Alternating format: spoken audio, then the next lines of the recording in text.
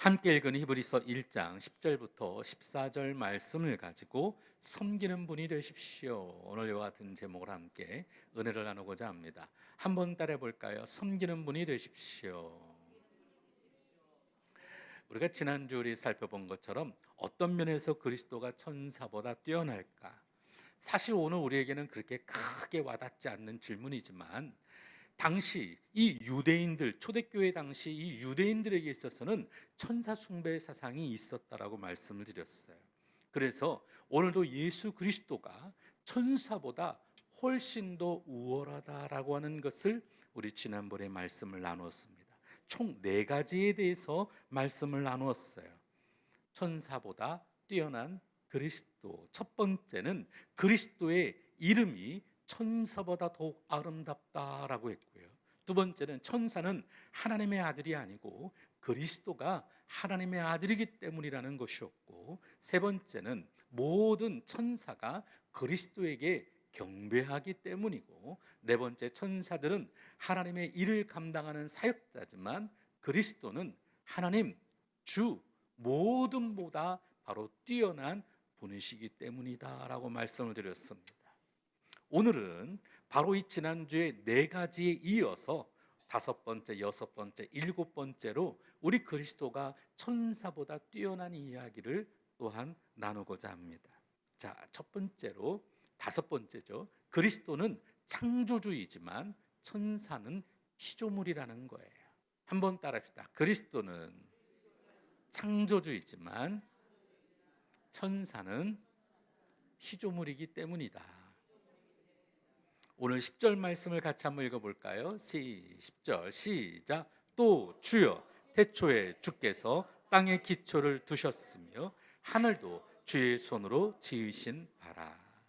이 말은 하늘도 주의 손으로 지으신 바라, 바로 창조주임을 이야기하고 있습니다. 반면에 천사는 여러분 피조물이에요. 이 창조주 하나님하고 여러분 피조물 된 천사하고는 천지 차이죠. 여러분은 이것을 뭐 이렇게 비교할 수 있는 대상이 아니에요. 자, 오늘 본문의 11절 12절도 한번 읽어볼까요? 시작. 그것들은 멸망할 것이나 오직 주는 영존할 것이요 그것들은 다 옷과 같이 낡아지리니 의복처럼 갈아입을 것이요 그것들은 옷과 같이 변할 것이나 주는 여전하여 연대가 다함이 없으리라 하였으나. 세상에 있는 모든 창조된 만물은 창조된 순간부터 늙고 헤어지기 시작합니다. 우리도 여러분 아무리 좋은 핸드폰 수백만 원짜리라도 핸드폰이라 할지라도요, 이게 시간이 지나면, 아니 개봉한 그 순부터는 중고에 속하는 거예요. 그죠? 여러분 이미 커터하기 시작하면 끝이야. 가격이 그냥 훅 떨어집니다. 그렇지 않으시겠어요? 우리 아까 지금 핸드폰이란다. 우리 화면에 갑자기 뭐가 잠깐 나왔었잖아요. 네, 우리 그 리모컨 하느라고. 리모컨 굳이 올리지 않아도 밑에서 해도 돼요. 우리 키가 큰 우리 전사님이 리모컨을 이렇게 하니까 화면에 이렇게 나와요. 우리가 아무리 해도 안 나오는데 우리 전사님 하도 키가 커가지고 이렇게 하니까 카메라 앞에 나오는 거예요. 키가 커가지고. 우리는 안 그러는데 우리 전사님은 키가 커가지고. 자, 다시 말한다면 세상의 모든 것은 다 여러분 이 세상에 나오는 순간부터 어떻게 돼요? 늙어지기 시작하는 거예요. 우리가 제일 연력학 제2법칙인 무질서도 증가의 법칙이라는 말이 있습니다. 제가 예전에 설교할 때 엔트로피라는 말을 쓴 적이 있어요. 이 말은 뭐냐? 우주의 모든 만물들은 시간이 지나면서 그 에너지는 점점 줄어들고 세상이 점점 무질서해진다라는 뜻을 갖고 있어요. 그런 반면에 우리 주님은 분별하시고 영존하시고 변함이 없다라는 것입니다. 모든 물질들은 다, 아니 이 창조물 되어졌던 오늘 우리들은, 피조물 된 오늘 우리들은 낡고 점점 후패해져 가지만 우리 하나님은 늘 영존하신 분이고 변함이 없고 처음부터 늘 한결같은 분이심을 우리는 알아야 될 줄로 믿습니다. 이런 변함이 없는 우리 주님을 생각할 때 우리는 무엇보다 첫 번째로 우리 주님은 그러기에 우리의 든든한 반석이라는 사실입니다. 한번 따라해 볼까요? 주님은 우리의 든든한 반석이다. 어느 침대가 그러더라고요. 흔들리지 않는 침대는 과학입니다. 아무리 흔들리지 않는 침대라 할지라도 아까 제가 말한 것처럼 열역학 제2법칙은 점점 여러분 그 포장을 뜯는 순간부터는 흔들리지는 않아도 점점 스프링은 여러분 약해져 갈 수밖에 없는 거예요. 물론 이제 우리 권사님들이 누우셨던 자리보다 제가 누운 자리는 훨씬 더 빨리 망가지겠죠. 우리 아들 녀석이 쓰는 침대는 주기적으로 뒤집어줘야 돼요. 돌려도 주고 이쪽으로 놔주고 이쪽으로 놔줘야 되고, 안 그러면 침대가 남아나질 않습니다. 오늘 세상의 모든 것들이 그래요. 시간이 지나면 점점 더 약해질 수밖에 없습니다. 아무리 흔들리지 않는 과학이라고 하는 땡땡땡 침대라 할지라도 시간이 지나면 여러분 모양이 변형됩니다. 흔들릴 수밖에 없어요. 그러나 우리 주님은 흔들리지 않는 분이시기에 그분만이 우리의 반석이 되어주실 줄로 믿습니다. 흔들리면 여러분 반석이 되어지나요? 흔들리지 않는 것이 중요하죠. 그래서 흔들리지 아니하시는 주님만을 바라볼 수 있는 이유가 바로 여기에 생기는 줄로 믿습니다. 두 번째, 주님은 우리의 변화의 초석이 되시는 분이라는 것입니다. 한번 따라해 볼까요? 주님은 우리 변화의 초석이 되는 분이다. 사실 주님의 사랑은 흔들리는 사랑은 아니지만 어떤 분이 그러더라고요. 사랑은 움직이는 거야. 근데 우리 주님의 사랑은 흔들리지는 않지만 그러나 오늘 우리 곁에 늘 오시고 이 자리에도 오시고 우리 가정에도 오시고 우리가 어느 곳이든지 그분은 늘 우리를 향하여 끊임없는 사랑과 주의 은혜들로 채워가시는 줄로 믿습니다. 그래서 정작 오늘 우리들을 변화시킬 수 있는 힘은 바로 이 주님의 힘밖에는 없죠. 이번에 장로교 여러분 아시죠? 이 장로교에서 총회를 하면서 주제가 뭐냐? 그것은 우리가 개혁되어져야 한다라는 거였어요. 우리가 변화해야 한다. 세상이 변화하는 것뿐만 아니라 오늘도 우리가 변화하지 않으면 이 변화에 우리는 둔감해지면 우리는 도태될 수밖에 없다라는 것이죠. 그러나 정작 우리를 개혁하고 변화시킬 수 있는 힘은 어디에서 있습니까? 그것은 바로 그리스도밖에 없다라는 거예요. 세상이 여러분 세상이 다 변하잖아요. 우리도 변하면 똑같은 거죠. 그러나 기준점이 여러분 중요하잖아요. 우리가 변하는 것, 사실은 우리 마음이 변화하잖아요. 더 중요한 것은 우리가 무엇을 먹든지 무엇을 하든지 어느 곳이든지 이 기준이 중심에 있어야 사실은 우리가 제대로 변화되어 줄 줄로 믿습니다. 사실은 며칠 전에 친구들을 좀 만났어요. 그래서 친구들하고 그랬습니다. 야, 우리 오래간만에 그 해화동 그 중국집 짜장면 좀 먹자. 짜장면 먹으러 갔어요. 근데 앉아있는 아이들이 우리 친구들이 그러는 거예요. 딱 보니까 야, 짬뽕이 더 훨씬 더 맛있어 보여. 짜장면 먹으러 갔다가 4명은 짬뽕 먹고 2명은 볶음밥을 먹었어요. 우리 마음이 그런 거예요. 여러분 10분 전만 해도 우리가 짜장면 생각하던 사람들이 눈에 보여지면 변합니다. 남의 얘기를 들으면 또 변합니다. 이게 오늘 우리들인데 우리가 무엇을 변화시키고 무엇을 여러분 바꿀 수 있겠어요? 흔들리지 않는 반석과 같은 그분이 중심이 되셔야 오늘 우리가 변화하는 능력이 되어질 줄로 믿습니다. 뿐만 아니라 6번째, 그리스도는 하나님의 우편에 앉아 계시지만 천사에게 너는 내 우편에 앉으라고 하지 않기 때문이라는 거예요. 말도 길다. 같이 한번 읽어볼까요? 시작. 그리스도는 하나님의 우편에 앉아 계시지만 천사에게는 너는 내 우편에 앉아 있으라고 하지 않기 때문이다. 여러분, 우리 13절 말씀을 같이 한번 읽어볼까요? 13절 시작. 어느 때에 천사 중 누구에게 내가 내 원수로 발등상이 되게 하기까지 너는 내 우편에 앉아 있으라 하셨느냐. 원수가 발등상이 된다라고 하는 것, 여러분 발등상을 보려면 어떻게 해야 돼요? 발등상이 되려면 어떻게 해야 돼요? 발등상이 없어요? 발등상이 뭔지 잘 모르세요? 우리 발등, 이 발등을 보려면 어떻게 해야 돼요? 다 나한테 고개를 막 숙이시네? 똑같은 거예요. 발등상이 된다라고 하는 것은 원수가 굴복한다라는 말을 갖고 있습니다. 하나님께서 원수를 굴복하기까지, 여러분, 이 그리스도에게는 너는 내 우편에 앉아 있으라라고 하신다라는 거예요. 근데 천사에게는 그렇지 않다라는 거예요. 그리스도는 하나님과 동등된 위치에 있다고 우리 지난 주일날 삼위일체에 대한 말씀을 나눠드렸어요. 그분은 하나님과 동등된 같은 위치에 있는 분이십니다. 하지만 천사는 결코 그런 위치에 두시는 분이 아니죠. 그래서 천사는 바로, 여러분 그렇잖아요.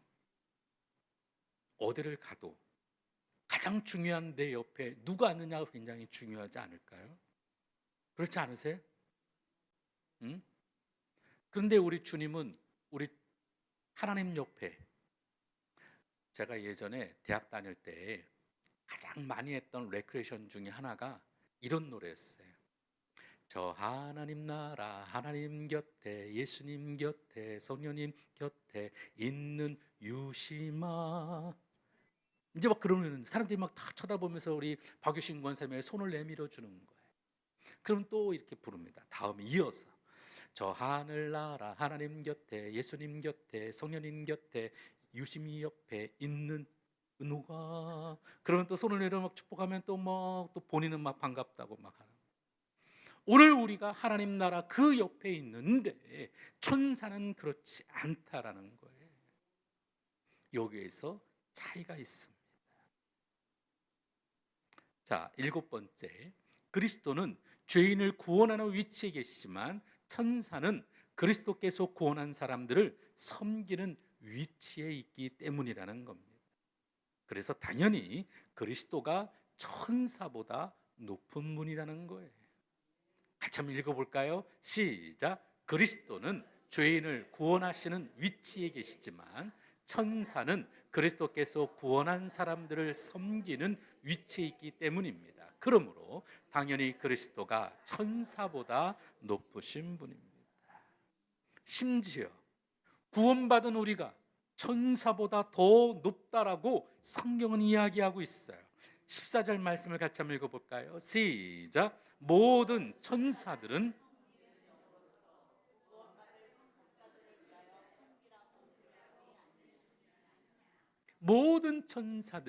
섬기는 영으로서 구원받을 상속자들을 위하여 섬기라고 보내심이 아니냐. 사실 굉장히 중요한 오늘 구절입니다.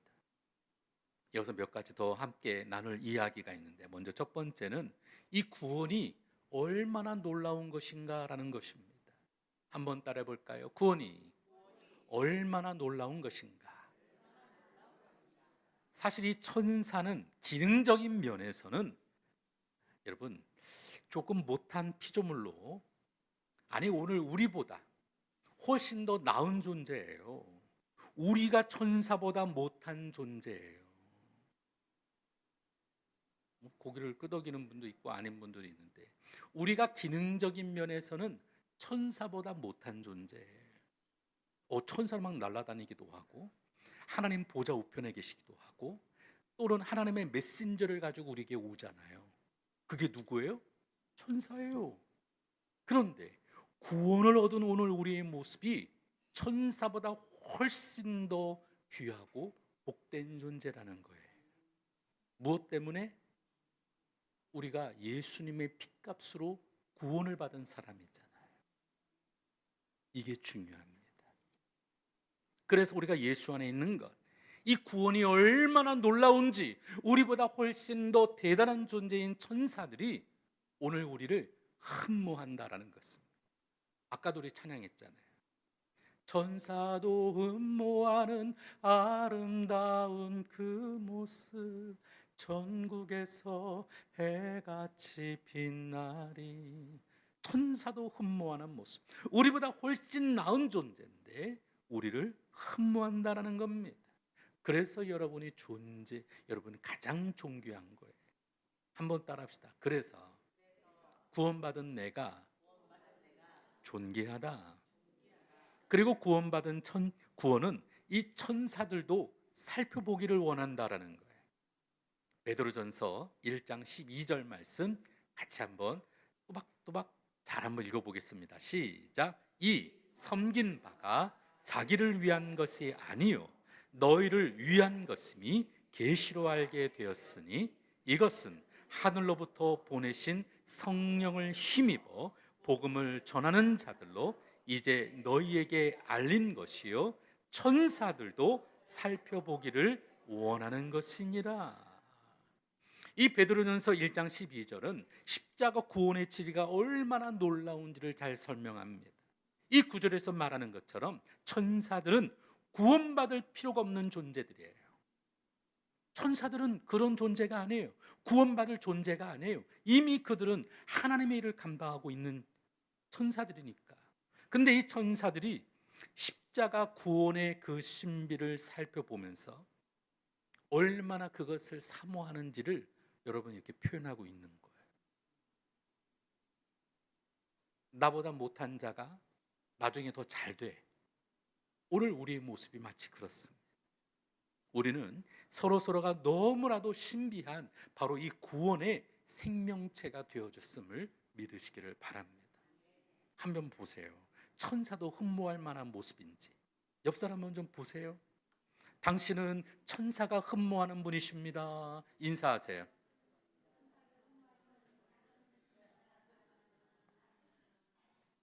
그냥 그런가 보다 그러시나 본데, 여러분 길 가다가 제가 주일날 며칠 전에 저희 아내를 차에 태우러 가다가 제가 어디를 이렇게 싹 쳐다봤어요. 그때 우리 와이프가 탁 쳐다보면서 뭐 봤어? 제가 운전하다가 또 이렇게 살짝 봤더니 또 우리 아내가 확 보면서 뭐 봤어? 그러는 거예요. 그러다 제가 우리 아내를 싹 봤더니 우리 아내가 뭐 봤어? 그러는 거예요.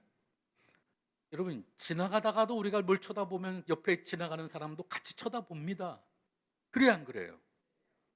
근데 천사가 호기심을 가지고 그 구원의 신비를 알고자 여러분 우리를 쳐다보고 있다는 거예요. 그런데 오늘 우리는 어때? 정작 오늘 우리는 이 구원의 그 신비 속에 우리는 별 관심이 없어. 제가 인사하라고 해도 그냥 당신은 천사가 흠모하는 귀한 분이십니다 해도 원래 그런 거야 라고 생각하는 건지, 아니면 나는 별 관심이 없어 그러시는 건지, 천사도 우리를 흠모하고 있는 그 모습 속에 우리도 이 구원의 신비를 모르는 누군가에게 우리가 늘 항상 이 기쁜 소식을 나눌 수 있고 전하는 우리 모두가 되어야 될 줄로 믿습니다. 온전한 구원의 은혜가 바로 여기에 있는 것이죠. 뿐만 아니라 지금 천사가 두 번째로 우리를 섬기고 있다는 교훈입니다. 따라합시다. 지금 천사가 나를, 너를, 우리를 섬기고 있다. 왜 천사들이 섬기고 있을까요? 우리는 구원받은 존재이기 때문에 그렇습니다. 우리는 정확히 알지 못해도 여러분 천사들의 도움을 받고 있는 존재들이죠. 어느 보험회사는 수호천사라는 말을 쓰더라고. 오늘 각자 우리에게 있는 천사들이 있어요. 여러분 믿는 분만 아멘 하시기 바랍니다. 그 천사는 보이진 않았지만 우리를 돕는 사역은 지금도 계속하고 있는 줄로 믿습니다. 사실 천사는 여러 가지 그 계급과 종류가 좀 있습니다. 우리가 말하는 천사 그러면 하나님의 말씀을 전달하는 메신저로서의 천사가 있어요. 이 천사는 날개가 없어요. 여러분, 성경에 보면 천사가 나타나서 누구에게 말씀하잖아요. 아브라함에게, 롯에게. 그때 이 사람들은 사람의 형상을 하고 있습니다. 여자도 아니에요. 남자의 모습을 하고 있어요. 천사가 여러분 날개가 없어요. 두 번째로 그룹이라고 하는 천사도 있죠. 케루빔이라고 말하는데 이것은 하나님을 보좌하는 역할을 갖고 있습니다. 물론 이 천사는 날개가 있습니다. 날개가 있는데 우리 옛날에 보면은 왕 임금 옆에서 이렇게 옆에서 보좌하는 사람들이 있었잖아요. 부채도 붙이고 그리고 그늘도 가려주고 왕이 기침하면 얼른 손수건도 갖다 내어드리고 이런 그런 사람들이 있었죠. 이렇게 왕의 일거수일투족을 보좌했던 그룹이 바로 이 그룹이라는 천사죠.